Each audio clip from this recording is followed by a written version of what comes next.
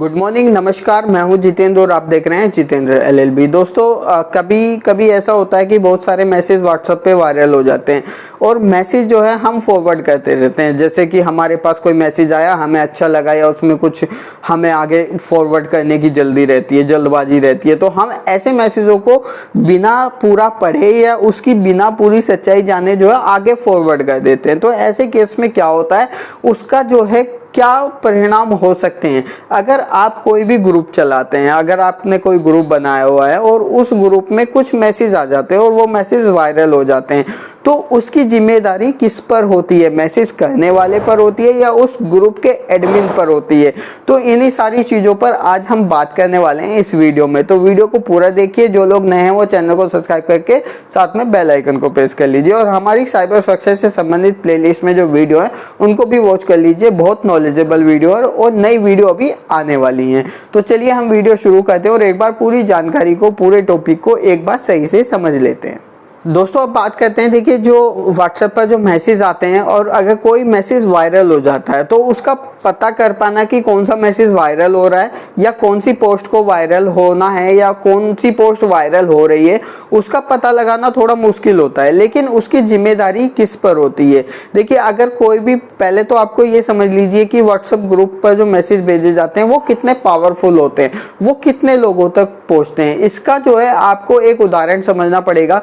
कश्मीर में जो है स्टोन पैटर्न को फॉलो किया गया था, यानी कि एक जो पत्थरबाज होते हैं, पत्थर को फेंकना, उस चीज को फॉलो किया गया था मैसेज के द्वारा। कैसे कि 300 ग्रुप को बनाया गया और 300 ग्रुप में मैसेज को सर्कुलेट किया जाता था कि कब पत्थरबाजी करनी है, कब जो है पत्थर फेंकने हैं, को किन लोगों तक ये मैसेज पहुंचाना है। इस जानकारी को इस तरीके से जो है फॉरवर्ड किया जाता था जिससे ये सारी चीजें हो जाती थी, ये सारी घटनाएं होती थी और जो है स्टोन पैटर्न को फॉलो किया जाता था। पत्थरबाजी की सारी घटनाएं इस तरीके से होती थी। इसके बाद कोर्ट ने इस चीज को देखा और समझा और कुछ नियम कायदे कानून भी लेके आए कि व्हाट्सएप पे जो मैसेज वायरल होते हैं उनका क्या किया जाए। उनका जो है प्राइमरी होल्डर से कनेक्शन होना चाहिए या किससे होना चाहिए। देखिए, इसके बाद जो है एक कानून आया, एक कानून में थोड़ा सा परिवर्तन किया गया और कहा गया, कोर्ट की साइड से कहा गया कि अगर किसी ग्रुप के द्वारा कोई मैसेज जाता है, आपने कोई एक, इसको आपको ऐसे समझना पड़ेगा कि आपने कोई एक ग्रुप बना रखा है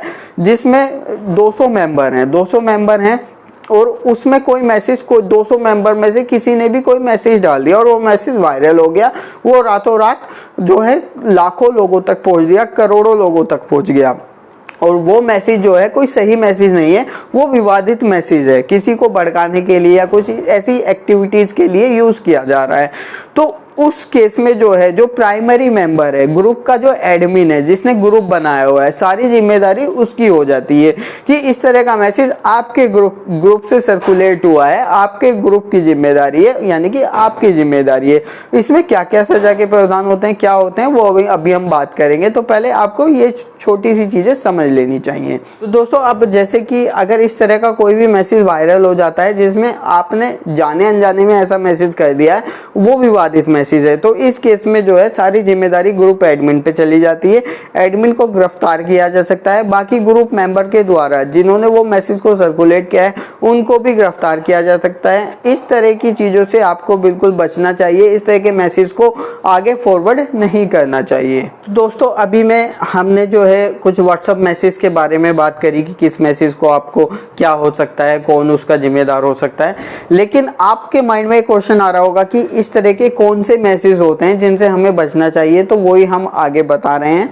देखिए, पहला मैसेज जो कम्युनिकल मैसेज होता है, यानी कि इस तरह का कोई भी मैसेज, कोई भी जो है कन्वर्सेशन जो किसी जाति, धर्म, समुदाय को आपस में लड़ाने का काम करती हो, भड़काने का काम करती हो। जैसे कि बहुत सारे मैसेज आपने देखे होंगे, उनको देखते ही जो है हमारा खून खोल जाता है कि नहीं, अच्छा ये मुसलमान ने ऐसा कर दिया, नहीं ये हिंदू ने ऐसा कर दिया, तो जिससे कि दो जातियां आपस में जो है लड़ने के लिए तैयार हो जाएं इस तरह के मैसेज, या कोई भी ऐसा भड़काऊ मैसेज जिससे दंगा भड़क सकता हो, तो इस तरह के मैसेज से आपको बिल्कुल बचना चाहिए। दूसरे नंबर पर कोई भी ऐसा मैसेज जिससे किसी समुदाय की छवि को खराब किया जा रहा हो या किसी व्यक्ति की को टारगेट करके ये इस मैसेज को फैलाया जा रहा हो, उसके बारे में गाली गलौज की जा रही हो, उसके बारे में गलत चीज़ों का प्रसार किया जा रहा हो, गलत चीज़ों को फैलाया जा रहा हो, अगर ऐसा सिद्ध हो जाता है तो आप पे मानहानि का मुकदमा भी हो सकता है। और दूसरा जो है आईटी एक्ट जो 2000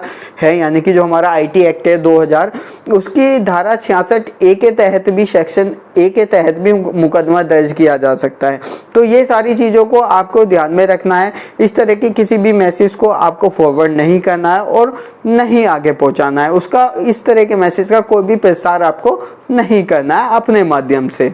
इसके बाद किसी भी सोशल मीडिया पर या व्हाट्सएप पर कोई भी ऐसा मैसेज आपको फॉरवर्ड नहीं करना है या ऐसी पोस्ट नहीं डालनी है जिसमें किसी के प्रति कोई गाली गलौज दी गई हो, किसी व्यक्ति को टारगेट किया गया हो, या कोई ऐसी पोस्ट को फॉरवर्ड किया गया हो जिसमें गाली गलौज या समुदाय को लड़ाने वाली बात हो। इसके बाद हम बात करेंगे कि जब हम फेसबुक को स्क्रॉल करते हैं या कोई भी सोशल मीडिया को स्क्रॉल करते हैं तो हमारे सामने कुछ पोस्ट आ जाती हैं, कुछ फोटोज़ आ जाते हैं, जैसे कि रेलवे स्टेशन पर खोया हुआ बच्चा या फिर कोई कैंसर का मरीज है। तो इस तरह की अगर कोई पोस्ट आती है और वो ऑथोराइज नहीं है, यानी कि ऑथोराइज का मतलब वो अनलीगल है, तो आपको ऐसी पोस्ट को आगे फॉरवर्ड करने से बचना चाहिए।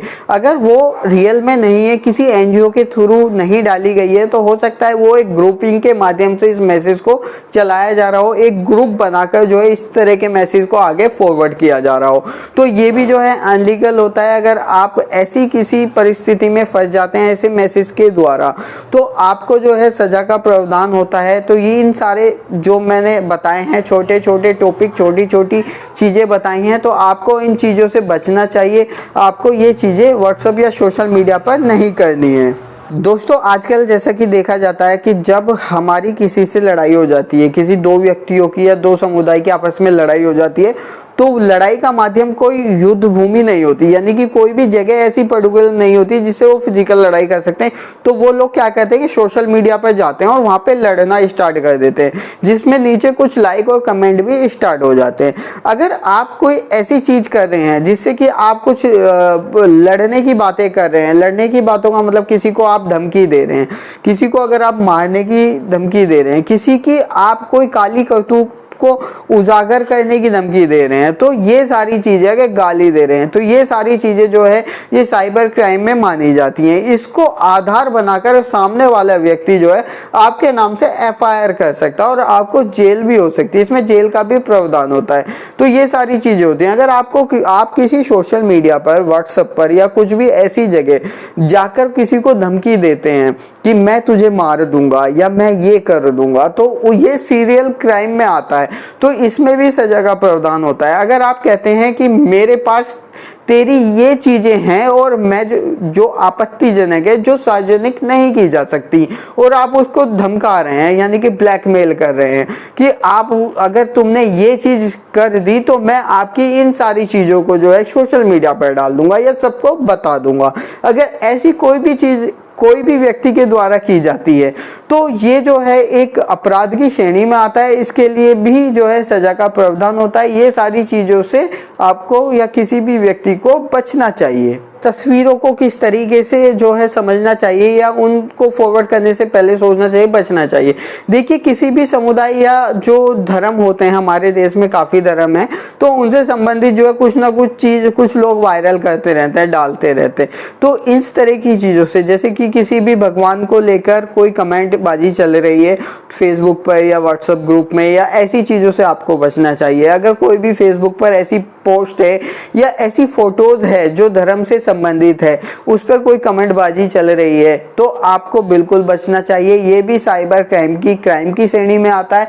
इसमें भी सजा का प्रावधान होते हैं, अलग अलग तरीके से होते हैं। अगर आपको इनकी डीपली नॉलेज चाहिए तो आप मुझे कमेंट बॉक्स में कमेंट कर दीजिए, हम इसके ऊपर डीपली वीडियो बना देंगे। दोस्तों, अभी तक हमने बात करी फेसबुक पोस्ट, फेसबुक फोटोज़ और व्हाट्सएप ग्रुप में मैसेज या मैसेज के बारे में कि आपको ऐसा सोशल मीडिया पर नहीं नहीं करना चाहिए। लेकिन अब बात करते हैं ईमेल के बारे में कि अगर ईमेल पे ऐसा होता है तो उसके लिए भी क्या प्रावधान होते हैं सजा के। देखिए, अगर कोई भी फेक ईमेल जिसमें गलत जानकारी को प्रसार किया जा रहा हो, गलत जानकारी के द्वारा किसी भी तरह का कोई मुद्दा बनाया जा रहा हो और उसको ईमेल के माध्यम से फॉरवर्ड किया जा रहा हो, तो इस तरह का कोई भी सूचना का प्रसार करना जो है कानूनन अपराध होता है, अनलीगल होता है। उसमें भी आप जेल की हवा खा सकते हैं, आपको जो है जेल हो सकती है।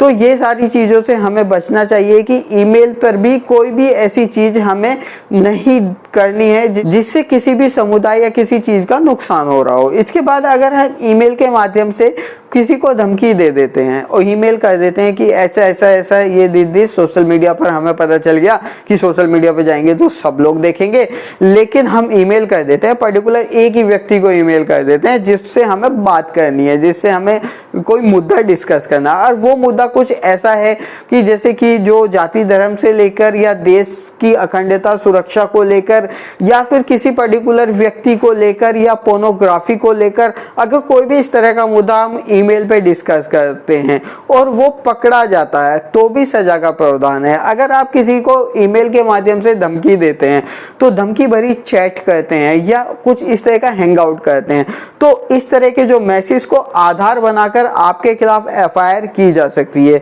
तो आज हमने इस वीडियो में कवर किया बहुत सारी चीज़ों को कि आपको सोशल मीडिया पर क्या क्या नहीं करना है, किन किन चीज़ों कि आपको रोकथाम करनी है, किन किन चीज़ों से आपको बचना है जिससे आप सुरक्षित रहें और किसी मुसीबत में ना पड़ें। अगर ये वीडियो आपको अच्छी लगी है तो लाइक कर दीजिए, शेयर कर दीजिए। Thank you for watching this video देखने के लिए आपका बहुत बहुत धन्यवाद।